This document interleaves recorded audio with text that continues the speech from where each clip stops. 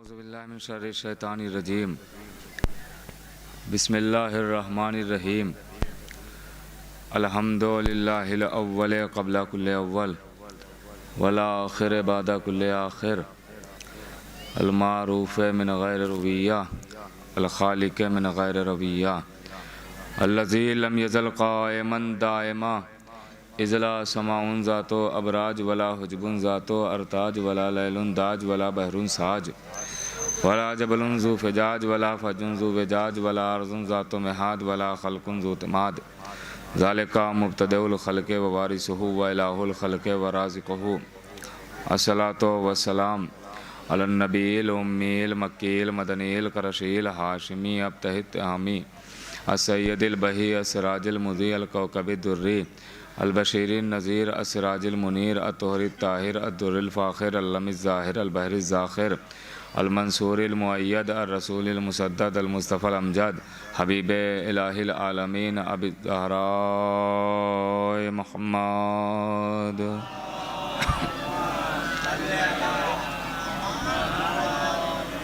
वाला सैयदिल मुतहर वल इमामिल मुज़फ़्फ़र व शजाइल गज़नफ़र अबी शुबैरी व शबर क़ासिम तूबा व सख़र अल शजाइल मतीन अल इमामिल मुबीन अल अशरफ़िल मकीन नुक़्तते दाइरतिल मतालिब असदिल्लाहिल गालिब गालिब कुल्ले गालिब मतलूबिल कुल्ले तालिब इमामिल मशारिक़ वल मग़ारिब मौलाना अमीरुल मोमिनीन अली इब्न अबी तालिब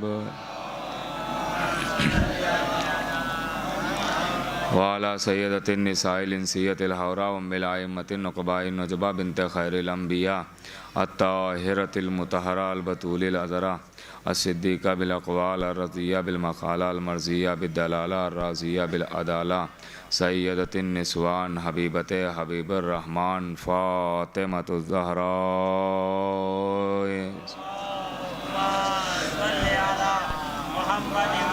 वलानतुल्लाहि अला आदाइहिम व मुनकिर फ़ज़ाइलिहिम व मसाइबिहिम व जलालतिहिम व शुजाअतिहिम व फ़ज़ीलतिहिम व विलायतिहिम व तहारतिहिम व अतशिहिम अजमईन मिन यौमिना हाज़ा इला क़याम यौमिद्दीन। बिस्मिल्लाहिर्रहमानिर्रहीम।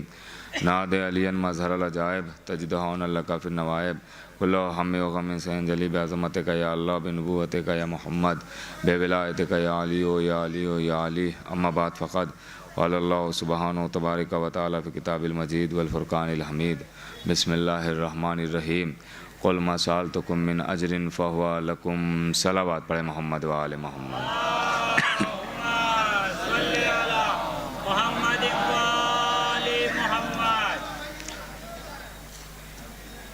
मुअज़्ज़िज़ सामीन किराम, इस अशर मजालिस के लिए आपके खिदमत का शरफ़ पहली बार हासिल हुआ है। इंशाअल्लाह अगर आप मेरा साथ देते रहेंगे तो कुछ बातें आप तक पहुंचाने की कोशिश करूंगा, इसलिए कि इस वबा के दौर में, इस मरज़ के दौर में जो कहा गया है वो ये कहा गया है कि अपने मुंह को ढके रखें। मुंह ढकने का कहा गया है, मुंह ढके रखें, मगर मुंह बंद करने के लिए नहीं कहा गया। तो कम से कम एक ऐसी सलावात पढ़ें कि लगे कि हाँ मजलिस शुरू हो गई है। एक सलावात पढ़ें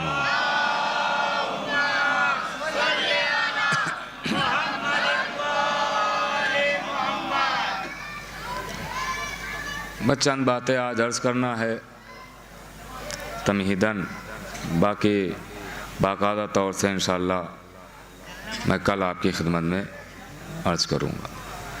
आज सिर्फ़ और सिर्फ बस आपको मुतवज्जे करना है। यूँ कह दिया जाए कि सिर्फ़ और सिर्फ इसलिए आएँ कि आप हमें पहचान लें, हम आपको पहचान लें। बस आज तो यही है, कल इंशाअल्लाह आपकी खिदमत में अर्ज़ करेंगे। खुदावंद आलम अपनी पाको पाकीज़ा तय्यब व ताहिर किताब कुरान करीम इसमें इरशाद फरमा रहा है कि मेरे हबीब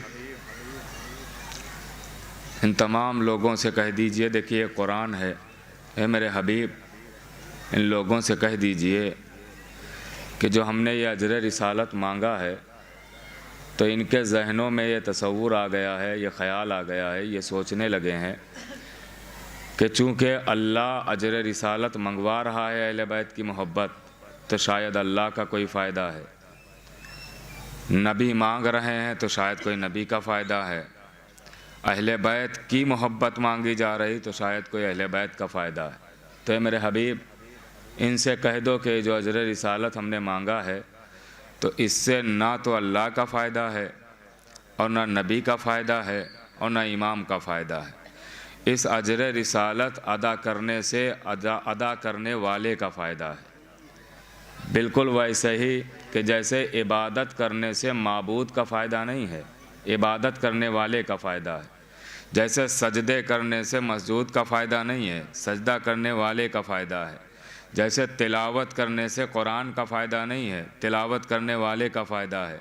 वैसे ही आले मोहम्मद से मोहब्बत करने से आले मोहम्मद का फ़ायदा नहीं है, मोहब्बत करने वाले का फ़ायदा है, मोहब्बत करने वाले का फ़ायदा है। अब कितना फ़ायदा है, तो अगर हम कहेंगे तो लोग कहेंगे खिताबत करके चले गए फ़ायदे बता के, लेकिन अगर नबी कहें तो खिताबत नहीं है, हकीकत है। नबी ने मोहब्बत के फ़ायदे गिनवाना शुरू किए। क़िबला यहाँ तशरीफ़ फरमाएँ, तायीद करेंगे इनकी मौजूदगी में अर्ज़ कर रहा हूँ कि नबी ने मोहब्बत के फ़ायदे गिनवाए हैं। आवाज़ दी अला वमन माता अला हुब्बे आले मोहम्मदिन माता शहीदा, अला वमन माता अला हुब्बे आले मोहम्मदिन माता ताइबा, अला वमन माता अला हुब्बे आले मोहम्मदिन माता मग़फ़ूरा।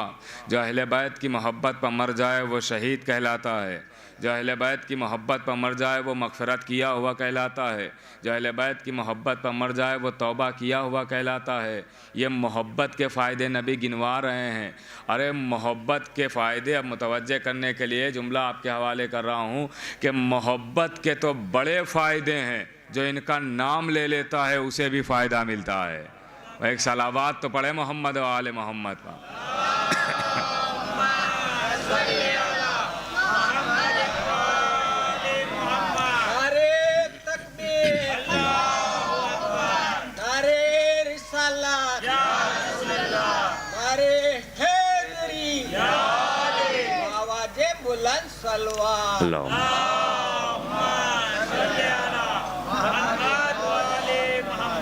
जो इनका नाम ले ले उसे भी फ़ायदा मिलता है। आप कहेंगे जनाब कहने का क्या फ़ायदा है, या अली कहा फ़ायदा मिला, या ज़हरा कहा फ़ायदा मिला, या अब्बास कहा फ़ायदा मिला, या हुसैन कहा फ़ायदा मिला। तो फ़ायदा क्यों मिला, क्या कहने का क्या फ़ायदा है? तो मेरे अजीज़ों, अगर ये जुमला आपके हवाले कर रहा हूँ, अगर कहने का कोई फ़ायदा ना होता तो नमाज में सिर्फ नियत होती, तकबीर ना होती। गौर कीजिएगा, सिर्फ नियत होती, तकबीर ना होती। इसलिए नियत की जाती है, तकबीर कही जाती है। अब देखिए नमाज में, इबादत में अल्लाह अकबर जब तक नहीं कहेंगे वादे नियत के बाद, उस वक्त तक आपकी इबादत का आगाज़ नहीं हुआ, इबादत शुरू नहीं है। तो जैसे इबादत शुरू करने के लिए अल्लाह अकबर कहना ज़रूरी है, वैसे ही मोहब्बत के आगाज़ के लिए या अली कहना ज़रूरी है। गौर कीजिएगा, या अली, वैसे ही मोहब्बत के आगाज़ के लिए या अली कहना ज़रूरी है। मैं आपको बस आज उन्वान समझाना चाहता हूँ। उन्वान मैं आपको लफ्ज़ी पहले लफ्ज़ बता दूँ उन्वान के क्या हैं, फिर इंशाअल्लाह आहिस्ता आहिस्ता वाज़ेह बात होती रहेगी। आज का दौर काबिल गौर, उन्वान के ज़ैल में बातें होंगी इंशाअल्लाह। आज का दौर काबिल गौर है कि आज के दौर में क्या हो रहा है। इंसान गौर नहीं करता है। गौर कीजिएगा मेरे अजीज़ों, फ़िक्र कीजिएगा, सोचिएगा। इसलिए कि जो ये अक्ल दी गई है तो खाली रखने के लिए नहीं दी गई है, यूज़ करने के लिए दी गई है, इस्तेमाल करने के लिए दी गई है। अब इंसान अपने मामले में तो इस्तेमाल करता है, मगर जब अहले बैत का मसला आता है तो अक्ल पता नहीं कहाँ चली जाती है। गौर कीजिएगा। तो इसको इस्तेमाल कीजिए हर मसले में। कुरान भी कह रहा है अफला यतदब्बरूनल कुरान, कुरान खुद ही कह रहा है क्या ये लोग कुरान में गौर व फिक्र नहीं करते हैं, क्या ये लोग कुरान में सोचते नहीं हैं, क्या तदब्बुर नहीं करते हैं, क्या तफक्कुर नहीं करते हैं। भाई इसका मतलब कुरान सिर्फ पढ़ने के लिए नहीं आया है, कुरान सिर्फ तिलावत के लिए नहीं आया है, कुरान सिर्फ याद करने के लिए नहीं आया है।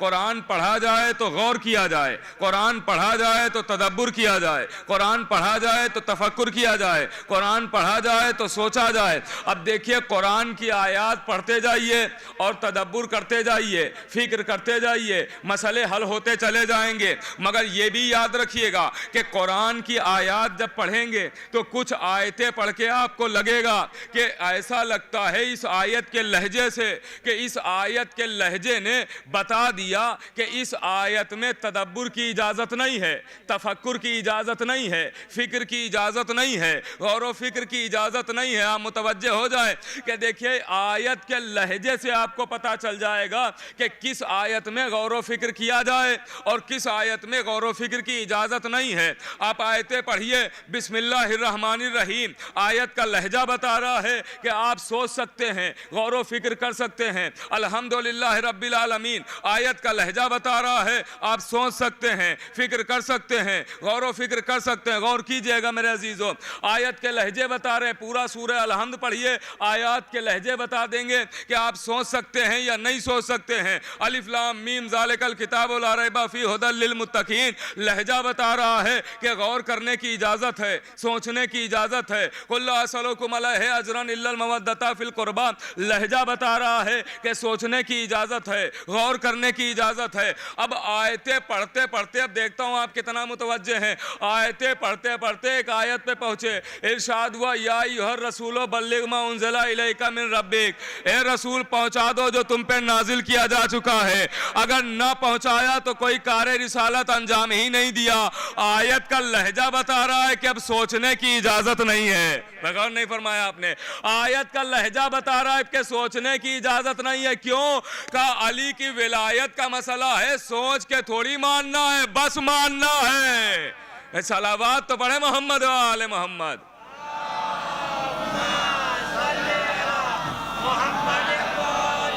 यहाँ अब सोचने की इजाज़त थोड़ी है।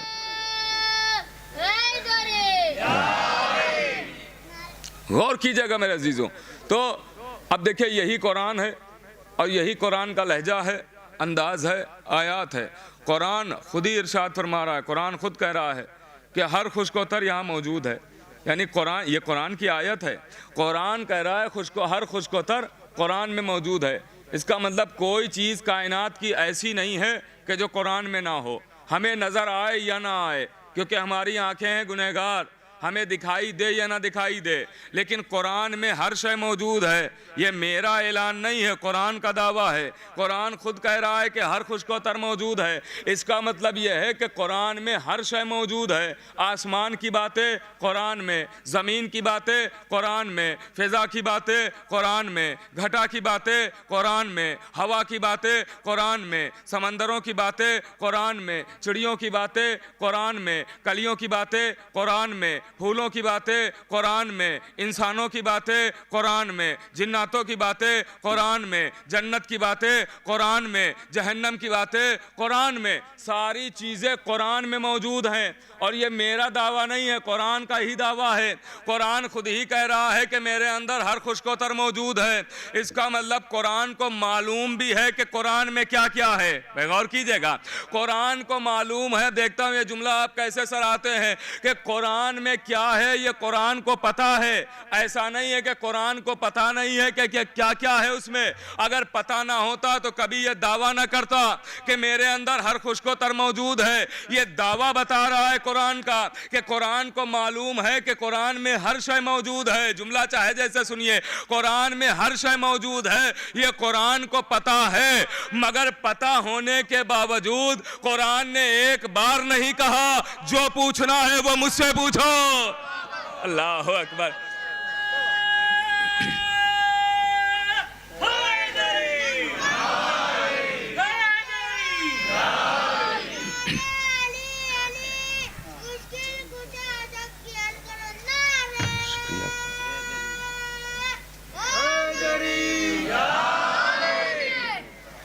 गौर फरमाया आपने, कुरान ने एक बार नहीं कहा जो पूछना है वो मुझसे पूछो।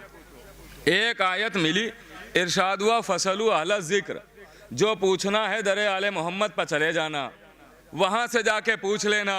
बातें हमारी होंगी बताएंगे ये, आयतें हमारी होंगी सिखाएंगे ये। गौर कर रहे हैं आप, ये कुरान है। कुरान इसलिए भाई अहले बैत ही से क्यों पूछा जाए, ये जुमला हवाले कर रहा हूँ, अहले बैत ही से क्यों पूछा जाए, कुरान की आयतें अहले बैत ही से क्यों पूछी जाए। कहा इसलिए कि जहाँ की किताब होती है वहीं का पढ़ाने वाला होता है, तो किताब भी वहाँ की है तो पढ़ाने वाले भी वहीं से आए। सलावत तो बड़े मोहम्मद वाले मोहम्मद।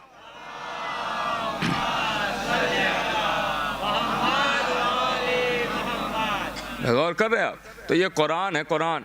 अब कुरान जब खुद कह रहा है कि गौर व फिक्र करो, तो जब आयात में गौर कर सकते हैं तो क्या इस दुनिया में गौर नहीं कर सकते हैं कि इस जहान में क्या हो रहा है, इस दौर में क्या हो रहा है।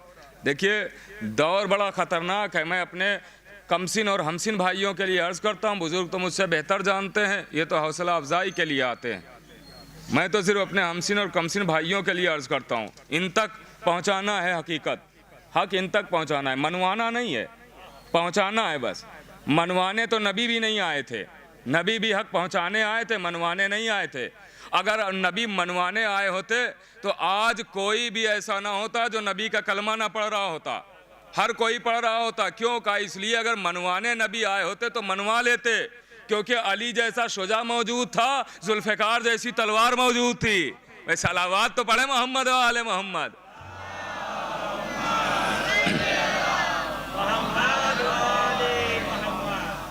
और फरमा रहे हैं आप मेरे अजीज़ों, तो गौर करना ज़रूरी है। बस सिर्फ आज तो उन्वान समझाना है, बाकी बातें तो कल से होंगी।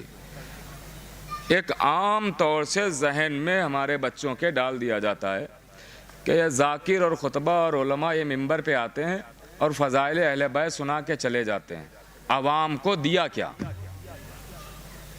चूँकि मैंने उन्वान ही ऐसा रखा है, आज का दौर काबिल गौर, तो कुछ सवाल ऐसे हैं जिनके जवाब देने की कोशिश करूंगा इन मजालिस में, ताकि हमारे बच्चों के लिए वो आगे काम आ जाए। कि ये फ़ज़ाइल पढ़ते हैं, फ़ज़ाइल से क्या फ़ायदा होगा, फ़ज़ाइल से क्या फ़ायदा होगा? कुछ काम की बातें नहीं करते हैं। फ़ज़ाइल से क्या फ़ायदा होगा लोगों का? कोई फ़ायदा ही नहीं है। फ़ज़ाइल आपने पढ़े, लोगों ने सुबहान अल्लाह वाह वाह किया और चले गए अपने अपने घरों को, फ़ायदा क्या हुआ? मेरे अजीज़ों, अगर बात आपके दिल तक पहुँचे तो तायीद करना, और बात हकीकत हो तो मानना। मैं आपकी खिदमत में अर्ज़ कर रहा हूँ, फ़ज़ाइल क्यों पढ़े जाते हैं? देखिए, अब जैसे आप खामोशी से सुन रहे हैं वैसे मैं आहिस्ता आहिस्ता अर्ज़ कर रहा हूँ।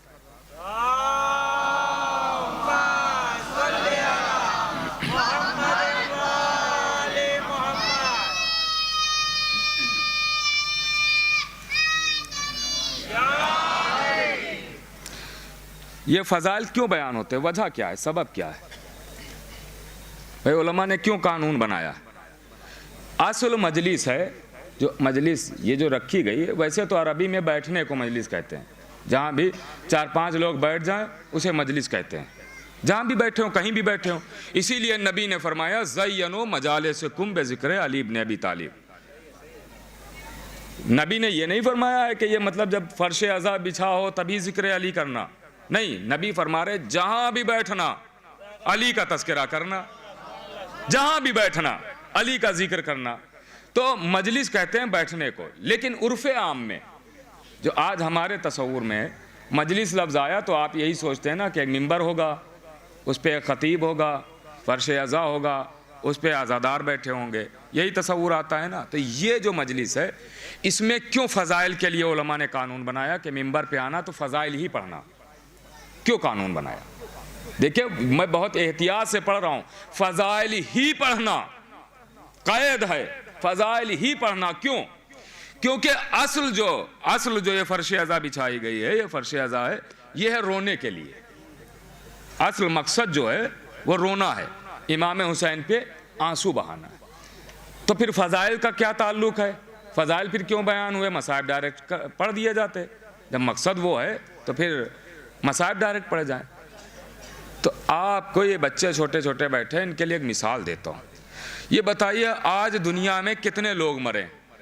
का लाखों लोग मर गए होंगे दुनिया में, न जाने कितने तो न्यूज़ पे भी आ जाते हैं कि फलां मर गया, फलां मर गया, फलां ऐसे मरा, फलां ऐसे मरा, आता है ना।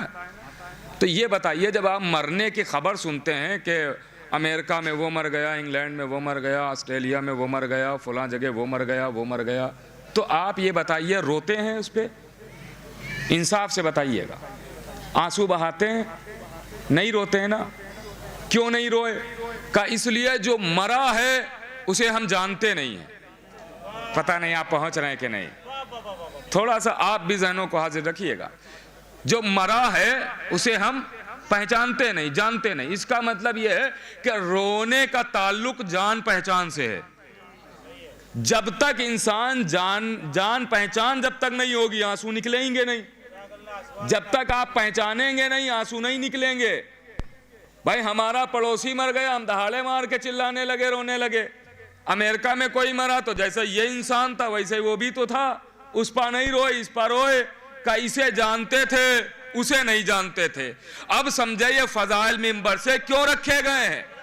क्योंकि फजाइल के जरिए पहले अहले बैत को पहचानो, ताकि जैसा ही मसाइब हो आपके आंसू रोके ना रुके। गौर फरमा रहे हैं आप? आपके आंसू रोके ना रुके। अब आप कहेंगे फजाइल ही से क्यों पहचाने जाएंगे, तो ये इमाम सज्जाद से पूछ लेना कि दरबारे यजीद में उन्होंने अपने को जब पहचानवाया तो फजाइल ही से क्यों पहचानवाया? भाई सलावत पढ़े मोहम्मद वाले मोहम्मद। गौर फरमा रहे आप?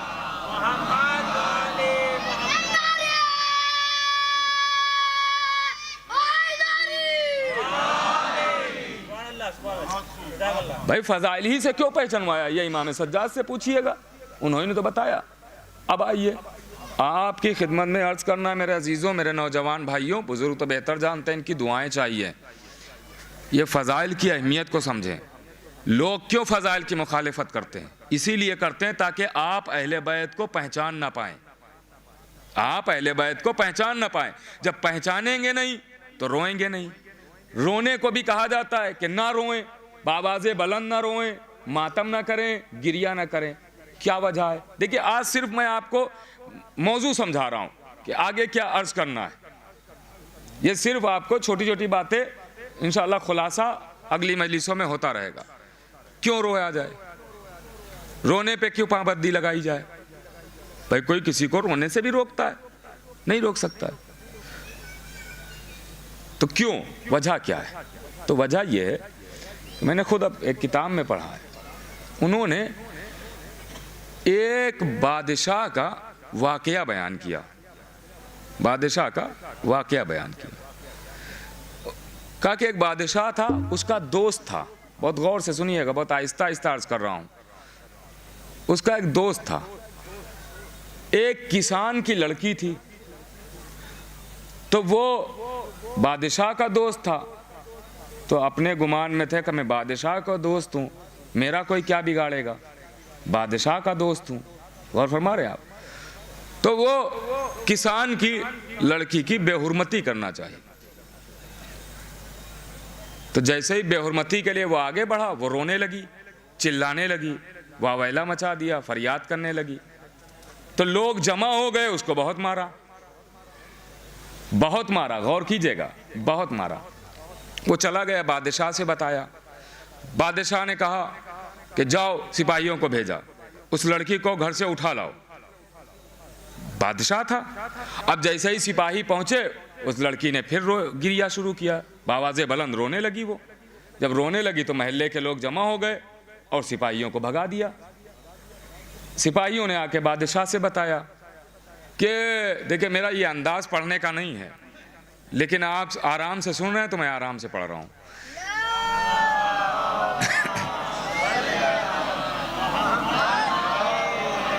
गौर कीजिएगा, मगर आपकी समातों तक कुछ बातें बस पहुंचाना है। तो इसने गिरिया शुरू किया, महल्ले के लोग जमा हुए और सिपाहियों को भगा दिया। अब सिपाही दौड़े हुए आए बादशाह के दरबार में, कहा ऐसा ऐसा मसला है। तो उसने अपने तमाम मुल्क के ज़हीन लोगों को बुलाया और बुलाने के बाद मशवरा किया, कहा ये बताओ कि क्या किया जाए कि लोग जो है वो हमारी मुखालिफत ना करें, हम जो भी करें। तो कहा ऐसा करो कि सबसे पहले यहाँ जितने लोग भी हैं उनको पैसा दो, जो ख़ास लोग हैं। होता नहीं, एक महल्ले का मुखिया होता है, एक सरदार होता है। तो उसने कहा जो महल्ले के सरदार होते हैं उनको पैसा दो और उनसे कहो कि जो ख़ास होते हैं, जिनका एक रोब, एक दबदबा होता है महल्ले पे, जिनकी बात हर कोई मानता है, कहीं कहीं बुज़ुर्ग होते हैं, कहीं कहीं मौलाना साहब होते हैं, कहीं कहीं कोई होता है, जो भी ख़ास होता है, जिनकी बात महल्ले वाले मानते हो, उनको तुम ख़रीदो पहले। कहा फिर? कहा उनसे रोज़ाना जो है वो दर्स दो 6 महीने तक, और उसमें यही बताया जाए कि रोना सब्र के ख़िलाफ़ है, रोना चिल्लाना सब्र के ख़िलाफ़ है। ये जो है वो कुरान के ख़िलाफ़ है, अहले बैत के ख़िलाफ़ है, मतलब रसूल के ख़िलाफ़ है और सीरत रसूल के ख़िलाफ़ है। नहीं रोना चाहिए, सब्र करना चाहिए। 6 महीने तक ये दर्स दिया गया। तो अब उसने फिर बुलाया उन्हीं ज़हीन लोगों को, कहा क्या किया जाए? बहुत सारी उसमें बातें हैं, सब छोड़ रहे हैं, क्या किया जाए? कहा अब जो तुम करना चाहते हो वो करो। कहा वो लड़की को हम उठा लें, अब तो हमारे सिपाहियों को कोई नहीं दौड़ाएगा। कहीं नहीं, तुम जाओ देख लेना, आजमा लेना। अब जो आए सिपाही तो वो लड़की भी खामोश। तो उस सिपाहियों ने कहा कि जब हम पहले 6 महीने आए थे, 6 महीने पहले, तो तुमने रोना शुरू किया, गिरिया शुरू किया, चिल्लाना शुरू किया। अब क्यों नहीं चिल्ला रहे हो? अब क्यों नहीं रो रहे हो? अब क्यों नहीं गिरिया कर रही हो? आवाज़ ही तुम्हें पता नहीं है, फलां आदमी ने बताया है कि रोना सब्र के ख़िलाफ़ है, और अगर जो है हम रोएंगे तो फिर ये कुरान के ख़िलाफ़ हो जाएगा, तो हम वो नहीं कर सकते हैं। चुप रही, सिपाही लेके चले गए और वो चली गई। गौर फरमा रहे हैं आप? मकसद आप समझ गए ना, नतीजा समझ गए ना, कि इंसान जब जुल्म करना चाहता है तो सबसे पहले रोने पर पाबंदी लगाता है। गौर फरमा रहे हैं आप? क्योंकि अगर आप रोएंगे नहीं तो सामने वाले को पता नहीं चलेगा कि इस पे जुल्म हो रहा है कि नहीं हो रहा है। भाई आम बात कर दूं सामने, अक्सर आपने न्यूज़ में देखा होगा, फला बच्चे को किडनैप कर लिया गया, पकड़ लिया गया, है ना? लेकिन जब आप देखिए कैमरे में देखा गया तो बच्चा रो भी नहीं रहा है, बच्चा रो भी नहीं रहा, आराम से गाड़ी में बैठा चला गया। बाद में खबर आई किडनैप कर लिया। क्यों? का इसलिए कि वो जान पहचान का था, लेके चला गया।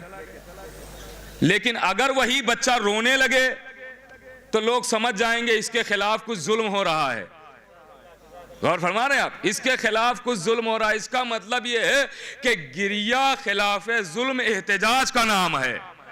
एक सलावात तो पढ़े मोहम्मद व आले मोहम्मद पर।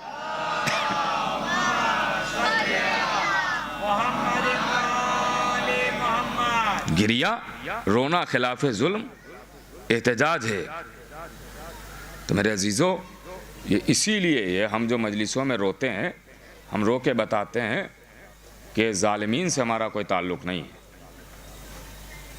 कुरान, ये तो भाई कुरान की बातें हैं ना, इससे तो कोई इख्तलाफ कर ही नहीं सकता है। कुरान की बातें हैं कि कुरान ने खुद ही कहा है कि ज़ालिमीन का साथ न देना।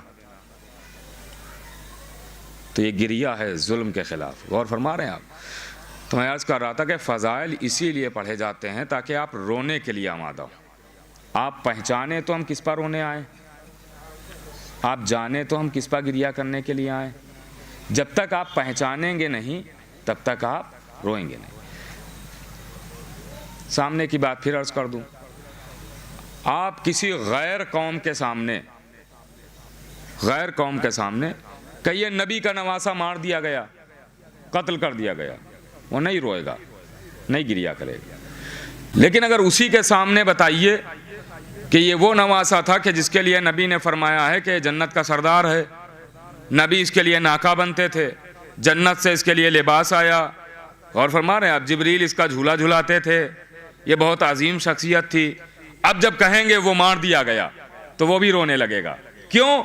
आपने पहले उनकी फजीलत बता दी। इसका मतलब जिसके जहन में फजीलत होती है फिर इंसान रोता है, फिर फिर गिरिया करता है।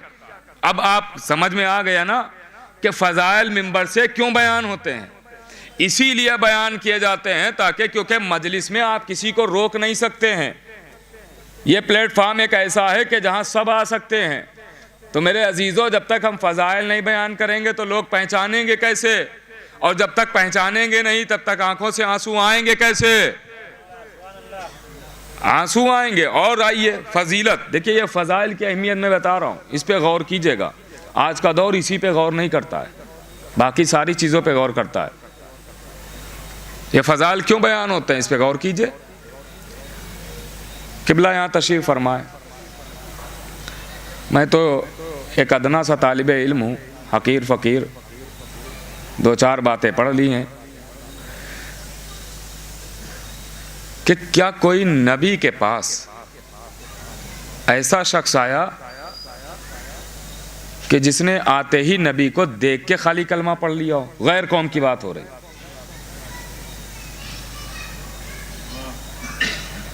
देखते ही कलमा पढ़ लिया हो। कि भाई अपना मजहब कोई इतनी आसानी से थोड़ी छोड़ता है। फिर कैसे कलमा पढ़ा? का आने वाला आता था और कहता था, या नबी अल्लाह, वो खजूर का दरख्त लगा है, पास बुला लीजिए, कलमा पढ़ लेंगे। नबी ने बुलाया, कलमा पढ़ लिया। ये कंकरियाँ पड़ी हैं, इनको कलमा पढ़ा दीजिए तो हम भी पढ़ लेंगे। नबी ने कंकरियों से कलमा पढ़ाया, वो भी पढ़ने लगे। गौर फरमा रहे आप? वो चांद है, 2 टुकड़े कर दीजिए, हम कलमा पढ़ लेंगे। चांद के 2 टुकड़े किए, कलमा पढ़ने लगे। इसी का नाम तो फजीलत है। इसका मतलब यह है कि फ़ज़ाइल का यह भी कमाल है कि नबी का कलमा फ़ज़ाइल ही पढ़वाते हैं। और फरमा रहे आप? भाई जनाबे सलमान फारस से चले, जाहिर अर्ज कर रहा हूं, जनाबे सलमान फारस से चले, क्या सुन के चले थे? फजीलत ही तो किताबों में देखी थी और लोगों से सुनी थी। आप फ़ज़ाइल के कमाल को तो देखें, जो ये कह दिया जाता है दिया क्या लोगों को। मेरे अजीज़ों, याद रखिएगा, जब तक आपके जहनों तक फ़ज़ाइल नहीं पहुँचेंगे, इरफान नहीं बढ़ेगा, मारिफत नहीं बढ़ेगी, ईमान नहीं बढ़ेगा। और सवाब आमाल की कसरत की बुनियाद पे नहीं मिलते हैं। इमाम की हदीस है, 5वें इमाम ने फरमाया, सवाब कसरत आमाल की बुनियाद पे नहीं मिलते हैं कि हमारे आमाल से पूरा रूम, पूरा हॉल भर गया है तो अब हमें सवाब ज़्यादा मिलेगा। नहीं, सवाब कसरत की बुनियाद पे नहीं मिलता। इमाम फरमाते हैं सवाब ईमान की बुनियाद पर मिलता है। जितना जिसका ईमान होगा उतना उसको सवाब मिलेगा। ईमान पहले बढ़ाना है मेरे अजीज़ों, पहले सबसे पहले ईमान। तो ईमान कैसे बढ़ेगा?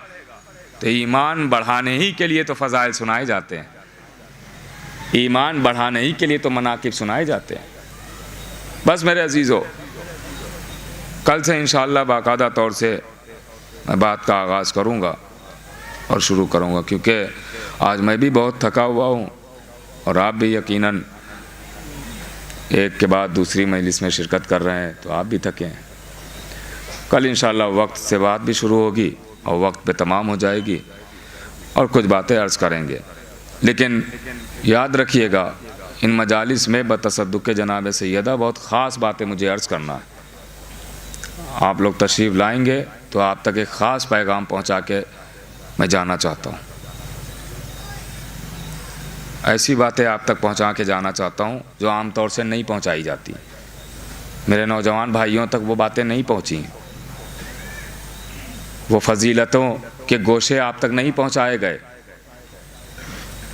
भाई कहा जा रहा है कि अगर सारे समंदर स्याही बन जाएं, सारे दरख्त कलम बन जाएं, सारे पत्ते वरक बन जाएं, जिन्नातों इंसान लिखने बैठ जाएं, फिर भी इनकी फजीलतों को इकट्ठा नहीं किया जा सकता।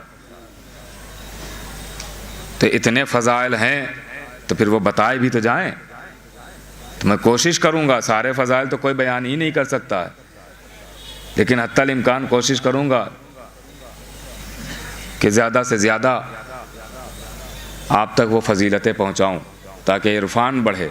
इरफान बढ़ेगा तो वैसे ही शिद्दत से गिरिया बढ़ेगा। जब आप रोएंगे तो हुसैन की उजड़ी हुई माँ आपको दुआएं देगी। जब आप गिरिया करेंगे तो हुसैन की दुखियारी माँ आपको दुआएं देगी। मेरे अजीज़ों,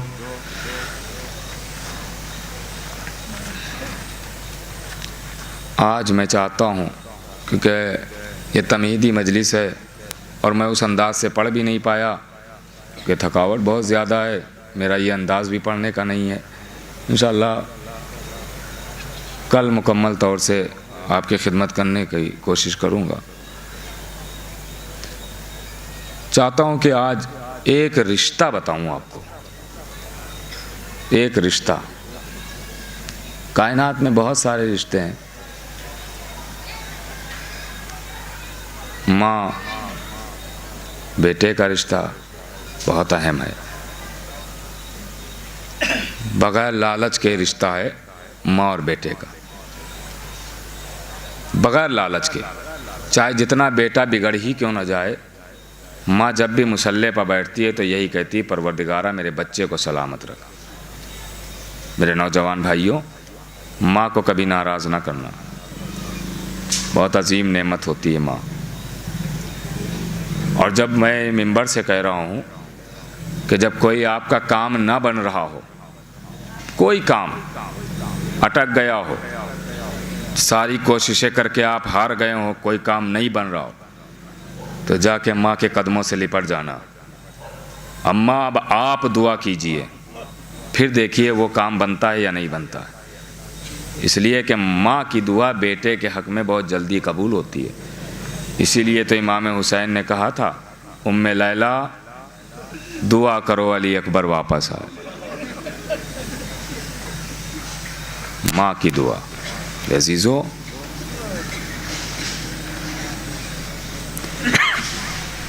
तसव्वुर कीजिएगा, फ़ज़ाइल आपने जैसे भी सुने, लेकिन रोने में कोई कमी ना कीजिएगा। इसलिए कि फ़ज़ाइल पे अगर आप सुभान अल्लाह कहते, वाह वाह करते, तो मुझे सुकून मिलता, मेरा दिल खुश होता, मैं आपको दुआएं देता।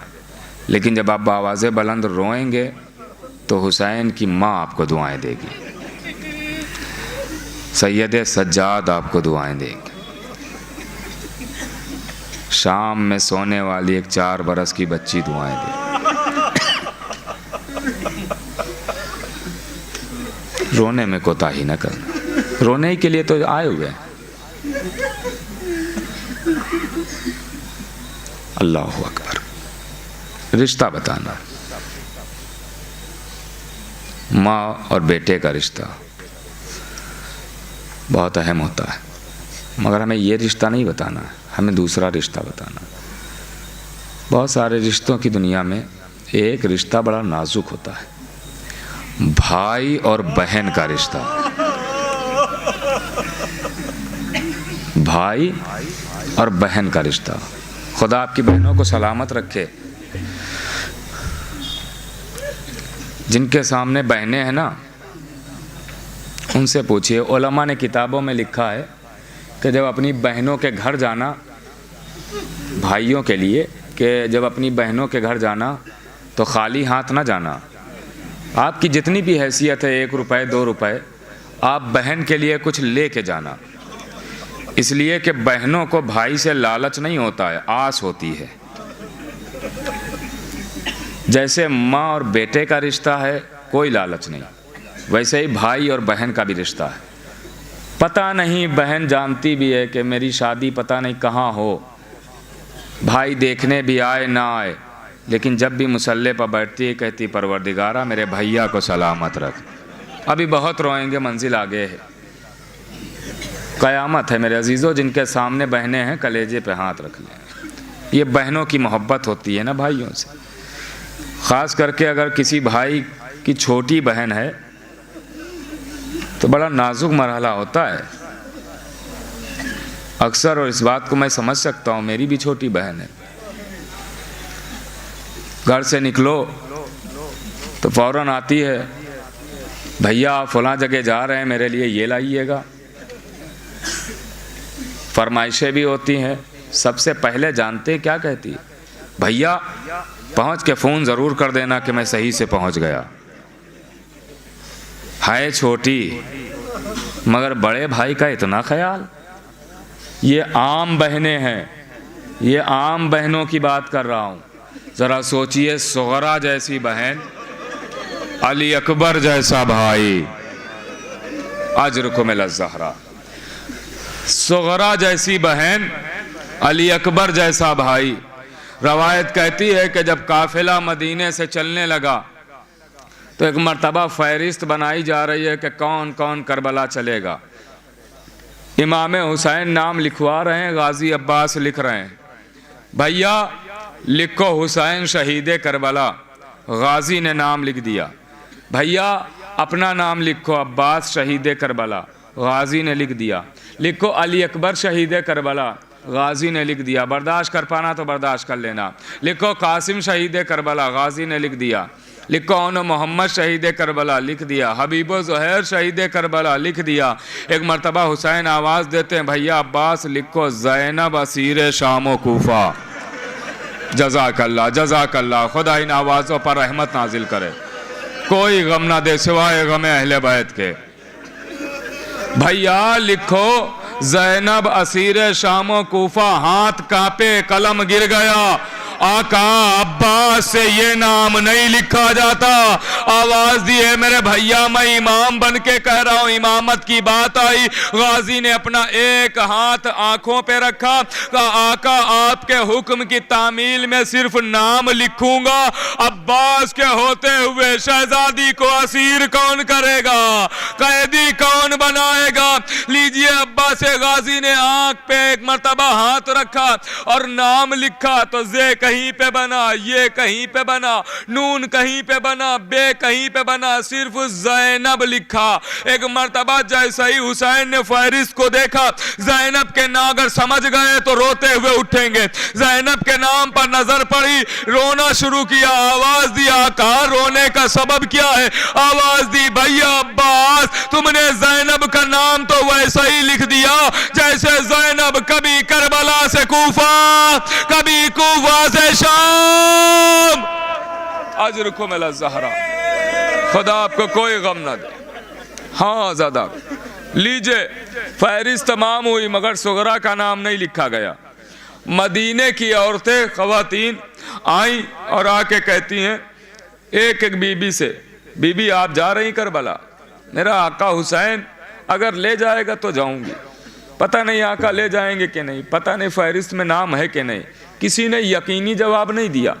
लेकिन जब जनाब सुगरा से कहा कि बीबी आप जा रही करबला, तो एक मर्तबा यकीन से कहा हाँ मैं तो ज़रूर जाऊंगी। आवाज़ दी, बीबी किसी ने इतने यकीन से नहीं कहा, आपके यकीन का सबब।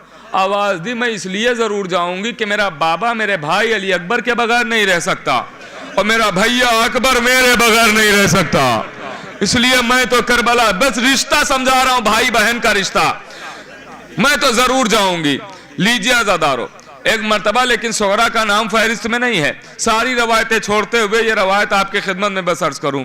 तारीख कहती है कि एक मर्तबा सारी बीबियां जब अमारी में बैठी तो जनाब सुगरा भी एक अमारी में है। तशरीफ फरमाए, एक मर्तबा किसी ने आन के हुसैन से कहा आका सुगरा का नाम तो फहरिस्त में नहीं है लेकिन सुगरा तो अमारी में तशरीफ फरमा है। एक मर्तबा आवाज़ दी अली अकबर से, हुसैन कहते हैं मेरे लाल अली अकबर जाओ बहन से कह दो वापस घर चली जाए, बहन से कह दो वापस घर चली जाए। अब अली अकबर सुगरा की अमारी तक, जिनके सामने बहनें हैं ना कलेजों पे हाथ रख ले, आए अली अकबर बहन की अमारी तक आ तो गए मगर अब किस जबान से कहें बहन वापस चली जाओ, क्योंकि अली अकबर भी जानते हैं कि बहन मेरे भरोसे पर बैठी है, मेरे भरोसे पर आई है। अली अकबर ने एक मर्तबा अमारी के पर्दे को पकड़ा, ज़ारो कतार रोना शुरू किया, बहन के कानों तक रोने की आवाज पहुंची, अमारी के पर्दे को खोला, आवाज दी भैया रोने का सबब क्या है। आवाज दी बाबा ने कहा है वापस चली जाओ। अली अकबर से सुगरा कहती है भैया मुझे नीचे उतारो, अली अकबर ने उतारा। आवाज दी है भैया सुगरा को घर जाना गवारा है मगर सुगरा तुम्हारी आंखों में आंसू नहीं देख सकती, तुम्हारी आंखों में आंसू नहीं देख सकती। शायद इसीलिए हुसैन ने वापस किया हो कि जो बहन आंसू नहीं देख सकती वो अली अकबर के सीने पर बर्छी कैसे देखेगी। जज़ाकल्लाह जज़ाकल्लाह, खुदा आपका कोई गम ना दे। हाँ ज़दारो, तारीख कहती है कि लीजिए, सुगरा कहती है भैया अली अकबर बाबा से कह दीजिए, बस 1.5 से 2 मिनट और मजलिस तमाम हो रही, बाबा से कह दीजिए कि आखिरी बार सुगरा सबसे रुखसत होना चाहती है, सिर्फ रिश्ता बता रहा हूँ, आखिरी बार सबसे रुखसत होना चाहती है। लीजिए, तारीख कहती है कि एक मरतबा इमाम हुसैन तक पैगाम पहुँचा, काफिले को रोका गया। अब काफिला जब रुका तो सब एक एक से सुगरा रुखसत हो रही है। ए फूफी अम्मा, फूफी ज़ैनब, आप भी जा रही हैं, खुदा हाफिज़, मैं रोकूंगी नहीं, लेकिन हाँ पहुँचते ही ख़त ज़रूर लिख दीजिएगा। ए फूफी उम्मे कुलसूम, खुदा हाफिज़, कासिम तुम भी जा रहे हो, बीमार को याद रखना, मरीज़ा को याद रखना, अलील को भूलना नहीं। सकीना, अगर सब भूल जाएं तो तुम एक एक को याद दिला देना। बहन मदीने में है, एक मरीज़ा मदीने में है, एक अलील मदीने में है, सुगरा मदीने में है। अज़ादारों, एक एक से सुगरा रुखसत हो रही है, आखिर में अली असगर से रुखसत होती है। ए भैया तुम भी जाते हो, जाओ, मैं रोकूंगी नहीं। लीजिए, रुखसत होने के बाद आखिर में फिर एक मरतबा रवायत कहती है कि जनाबे अली अकबर से सुगरा रुखसत होने के लिए आई है।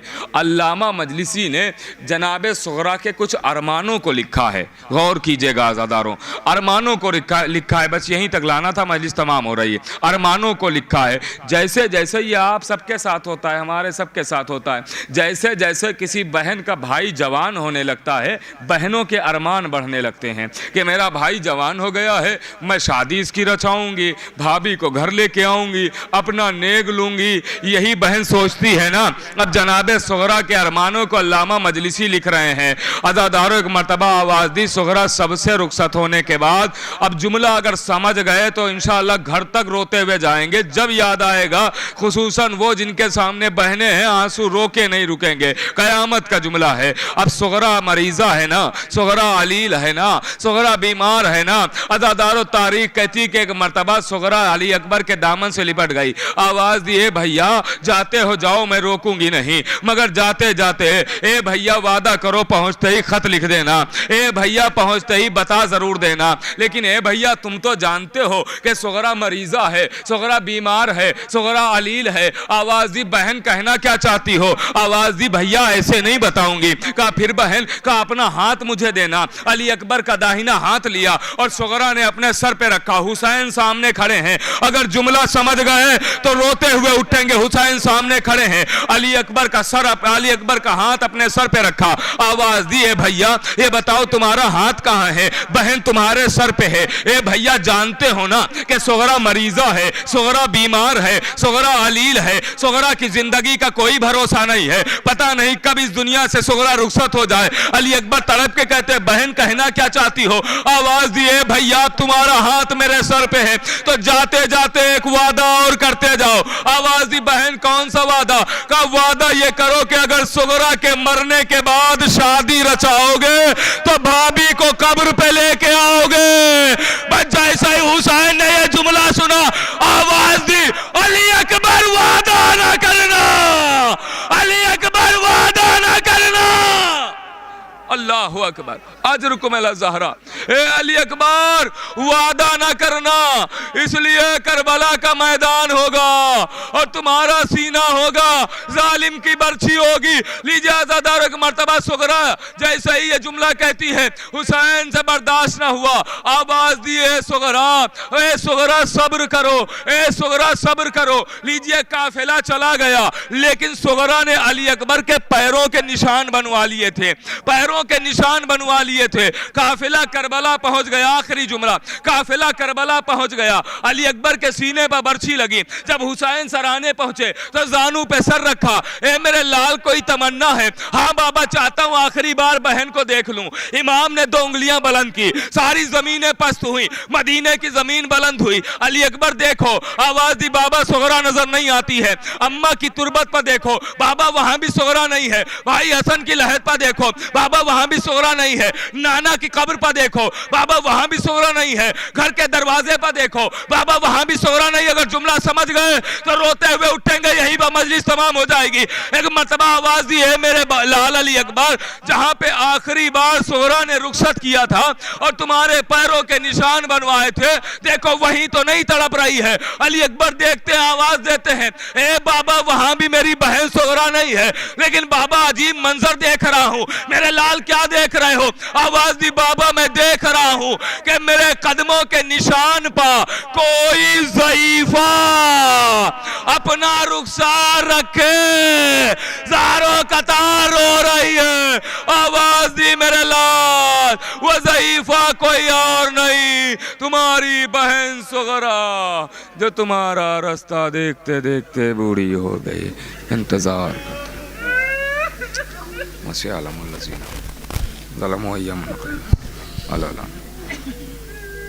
परवरदिगार तुझे वास्ता मोहम्मद वाले मोहम्मद का हमारी इबादत को कबूल फरमा, हमारे गुनाह कबीरा और गुनाह सगीरा को माफ़ फरमा, बे औलाद उन्हें औलाद अता फरमा, बेरोज़गार ने रोज़ी इनायत फरमा, मकरूज़ इनके कर्ज को अदा फरमा, बीमार ने शिफाए कामिल अता फरमा, जहाँ जहाँ में शिया ने हैदर करार उनकी जान माल इज़्ज़त की हिफाजत फरमा, जहाँ जहाँ में दुश्मन अहले बैत उनको निस्तनाबूद फरमा, जब बेनमाजी उनको नमाज की तौफ़ीक अता फरमा। परवरदिगार यहाँ जितने भी अफराद तशरीफ़ फरमाया, जहाँ से लोग सुन रहे हैं, उनकी तमाम दिली हाजात को पूरा फरमा, हमारे इमाम ज़माना के ज़ुहूर में ताजिल फरमा और हम कन कौन से